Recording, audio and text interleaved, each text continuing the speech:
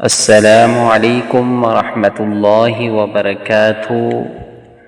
मैं हूँ आपका भाई कारी अब्दुल जब्बार यूसुफ। मेरे प्यारे भाई, मैं आपके लिए एक बेहतरीन वजीफ़ा लेकर आया हूँ, वो मैं आपको पढ़ के सुनाऊँगा।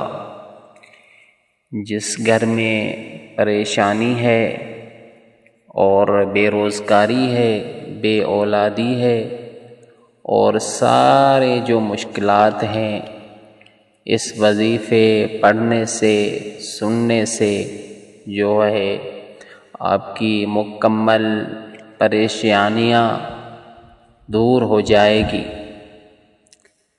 लेकिन आप ये जो वजीफ़ा है रोज़ाना सुबह शाम अपने घर में, अपने कारोबार दुकान में वो चलाते रहें सुबह शाम, और अल्लाह से ये दुआ मांगें कि ए अल्लाह, हम जो आपका जो कुरान सुनते हैं, पढ़ते हैं, ये अपने बारगाह इलाही में मंजूर फरमा।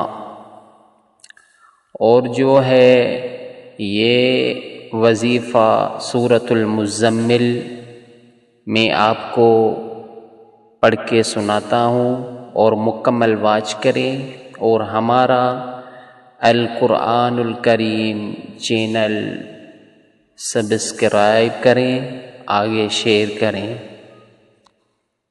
बिस्मिल्लाहिर रहमानिर रहीम। या अय्युहल मुज़म्मिल कुमिल लैला इल्ला क़लीला निस्फ़हु अव इंक़ुस मिन्हु क़लीला औ ज़िद अलैहि वरत्तिलिल क़ुरआन तर्तीला। इन्ना सनुल्क़ी अलैका क़ौलन थक़ीला। इन्न नाशियतल लैलि हिय अशद्दु वतअन व अक़वमु क़ीला। इन्न लक फ़िन्नहारि सबहन तवीला। वज़्कुर इस्म रब्बिक वतबत्तल इलैहि तब्तीला। रब्बुल मशरिक़ि वल मग़रिबि ला इलाहा इल्ला हुवा फत्तख़िज़हु वकीला। वस्बिर अला मा यक़ूलून वहजुरहुम हज्रन जमीला। वज़रनी वल मुकज़्ज़िबीन उलिन निअमति वमह्हिलहुम कलीला। इन्न लदैना अंकाला वजहीमा वतआमा दा गुस्सतिन वअज़ाबन अलीमा। यौम तर्जुफुल अर्दु वल जिबालु वकानतिल जिबालु कसीबन महीला। इन्ना अरसलना इलैकुम रसूलन शाहिदन अलैकुम कमा अरसलना इला फ़िरऔन रसूला। फ़असा फ़िरऔन अर्रसूल फ़अख़ज़नाहु अख़ज़न वबीला।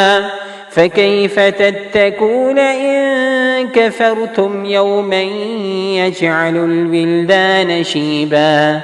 अस्समाउ मुन्फ़तिरुम बिहि कान वअदुहु मफ़ऊला।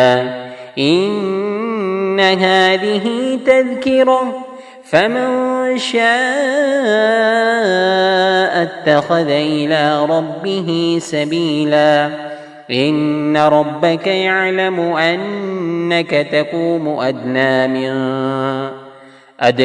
मिन थुलुथैल लैलि वनिस्फ़हु वथुलुथहु वताइफ़तुम मिनल्लज़ीन मअक والله يقدر الليل والنهار علم أن لن تحصوه فتاب عليكم فاقرؤوا ما تيسر من القرآن علم أن سيكون منكم مرضى وآخرون يضربون في الأرض يبتغون من فضل الله وآخرون يقاتلون في سبيل الله فاقرؤوا ما تيسر منه وأقيموا الصلاة وآتوا الزكاة وأقرضوا الله قرضا حسنا وما تقدموا لأنفسكم